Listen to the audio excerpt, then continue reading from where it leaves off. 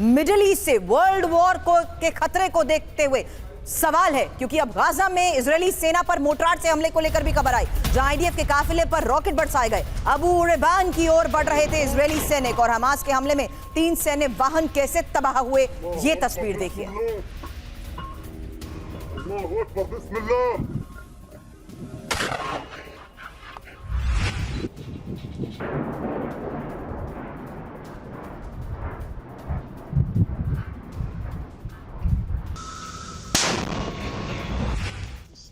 अब राफा में हमास के ठिकाने पर गोलीबारी, जहां इजरायली टैंक ने तबाह किया हमास बेस। आईडीएफ की तरफ से दावा, हमास ने स्कूल को ठिकाना बनाया हुआ था।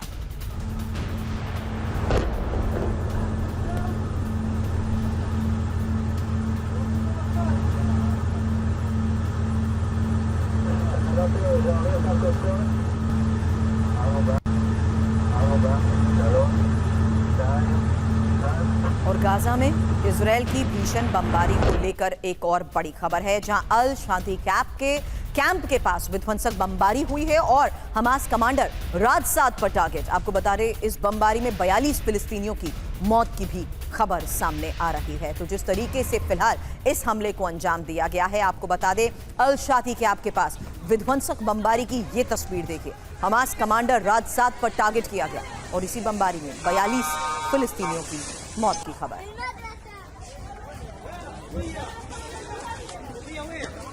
हमले के बाद बची अफरा तफरी की यह तस्वीर। इस हमले में बच्चे भी घायल बताए जा रहे हैं। अब गाजा में हमास के 12 बेस पर प्रचंड हमला। एक और बड़ी खबर है, इजरायली सेना के फाइटर जेट्स ने बॉम्ब बरसाए हैं और हमास के कमांड सेंटर रॉकेट लॉन्चर्स को कैसे तबाह किया, तस्वीरें आई सामने। ये देखिए, हमास के टनल शाफ्ट को तबाह करने का किया जा रहा है दावा।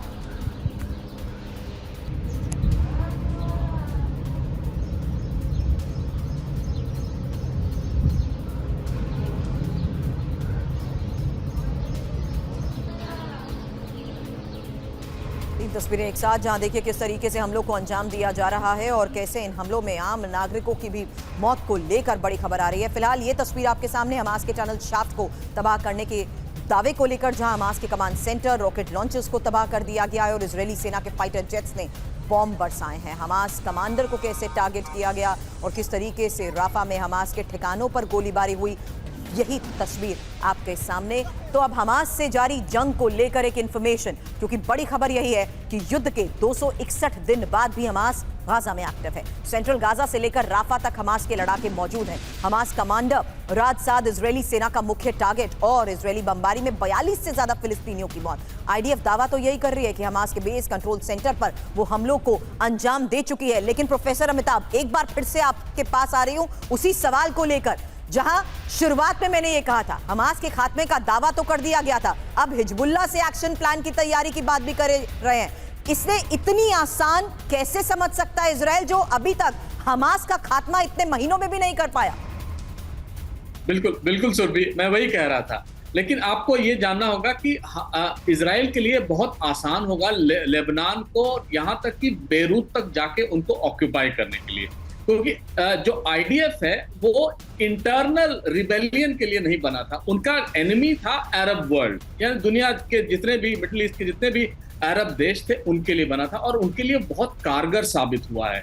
अगर आप देखें हमास का या लेबनान का भी इतिहास, तो 82 से 2004 तक ये कैप्चर्ड था, सदर्न पार्ट एटलीस्ट इजराइल द्वारा, और वहां का जो क्रिश्चियन मिलिशिया था वो कंट्रोल करता था बेरूत या उसके कैपिटल को। 2004 से 2006 के बीच ये वापस चला गया, जिसमें ट्राइपार्टाइट गवर्नेंस बनी, जिसमें शिया, सुन्नी और क्रिश्चियंस तीनों ने शिरकत की। सबसे दुर्भाग्य की बात क्या है सुरभि, कि ये जो नॉर्दर्न लेबनान है जिसको हिजबुल्लाह कंट्रोल करता है, वही सिर्फ शिया डोमिनेटेड है। बाकी बेरूत या उसके आसपास के जितने इलाके हैं वो क्रिश्चियन और सुन्नी डोमिनेटेड है। और इनको भी खामियाजा भुगतना पड़ता है इजराइल के उस अटैक का, जिसके लिए वो रिस्पॉन्सिबल नहीं है, एटलीस्ट सुन्नी लीडरशिप और क्रिश्चियन लीडरशिप।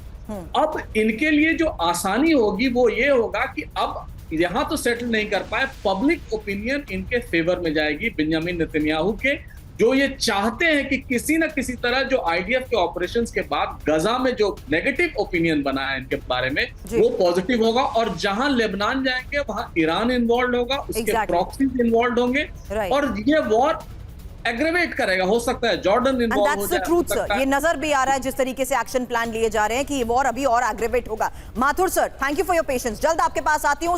अगले वॉर फ्रंट को लेकर खबर बड़ी है, जहां पर रूस अब लगातार हमलों को अंजाम दे रहा है, और पुतिन का ये बिग प्लान आखिर है क्या? नेटो से घमासान को लेकर होगा सवाल। पहले जानिए, रूस का ब्लैक सी फ्लीट फिर एक्टिव, जहां रूसी एडमिरल माकारोव से यूक्रेन पर हमला, अजोव सागर से दागी गई कैलिबर मिसाइल, ब्लैक सी से अजोव शिफ्ट हुआ एडमिरल माकारोव।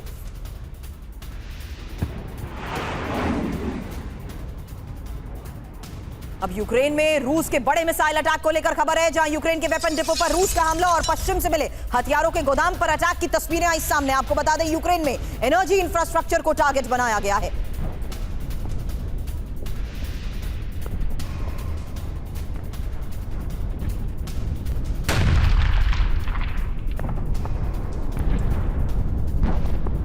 अब रूस के प्रचंड मिसाइल हमलों से थर्राए यूक्रेन को लेकर खबर, जहां पूरे यूक्रेन में रूस के विध्वंसक मिसाइल हमले हुए हैं। डोनेट्स्क, खार्किव, ज़ेपोरोजिया पर विध्वंसक अटैक। मिसाइल हमलों में 8 लोगों की मौत, सैकड़ों लोग घायल। यूक्रेन ने 12 मिसाइल मार गिराने का दावा भी किया है।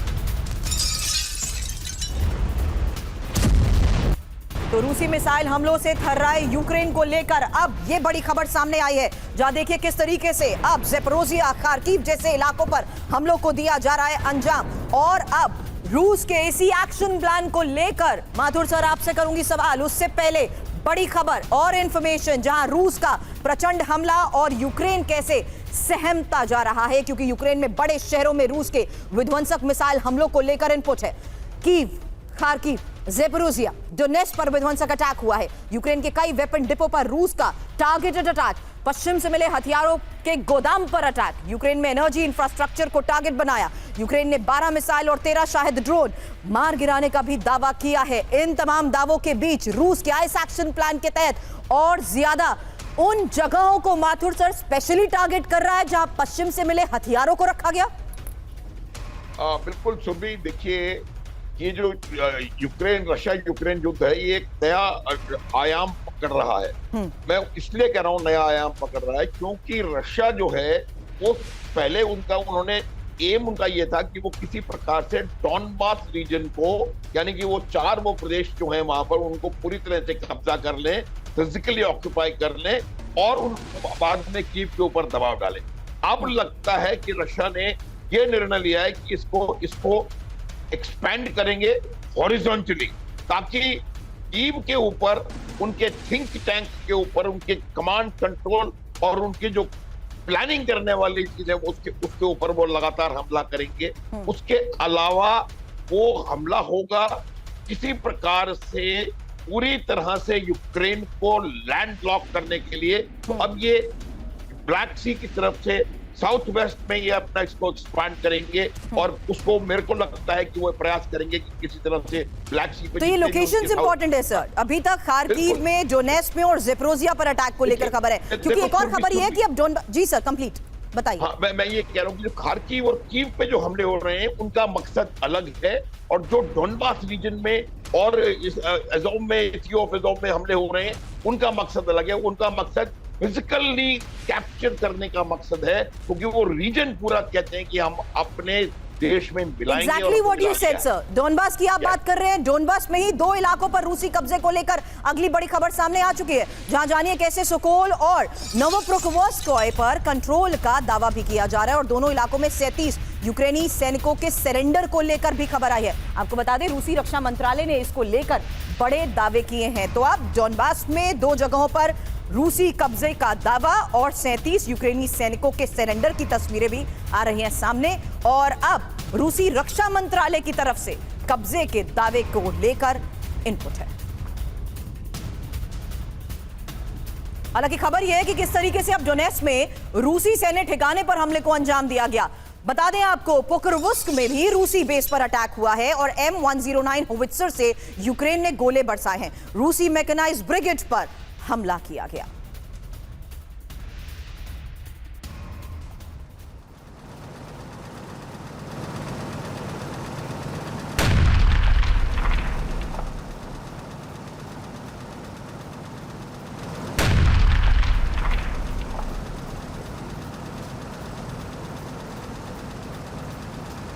अब रूसी सेना की मूवमेंट को देखते हुए एक और बड़ी खबर आई कि खार्किव के 2 इलाकों से रूसी सेना पीछे हट रही है। वोचर्स के नजदीक 2 इलाकों से ये मूवमेंट और लिप्सी के साथ साथ ताइखे से पीछे हट रही रूसी सेना, जहां आपको बता दें यूक्रेनी सैन्य ग्रुप खारित्सिया का ये बड़ा दावा कि रूसी सेना इस इलाके से अब पीछे हट रही है।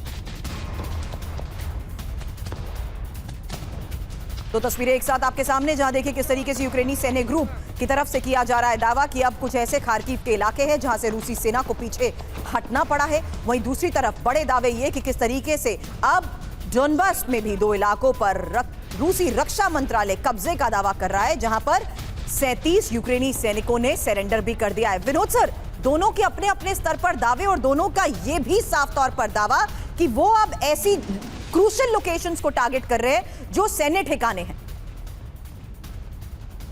देखिए, दोनों आप देख रहे होंगे पिछले 6-8 महीने में रिहायशी इलाकों में कम अटैक और सैन्य अटैक के ऊपर ज्यादा उनका तवज्जो रहा है। और मैं एक रशियन चैनल में कल चंद दिनों पहले रशियन चैनल में भी था, तो उसमें जो मेरे सह पैनलिस्ट भी यही कह रहे थे, this is fight between 2 brothers. तो वो इस वॉर को एक जस्ट वॉर की तरह कर रहे हैं, क्योंकि उनको पता है पोस्ट वॉर वापस से इनके संबंध, क्योंकि ये एक ही लैंग्वेज बोलते हैं और किसी जमाने में एक ही कंट्री के थे, तो ये जो वॉर है इसको बिल्कुल सैन्य लेवल पर इन्होंने कंट्रोल किया हुआ है, जो मेरे ख्याल से काबिले तारीफ है।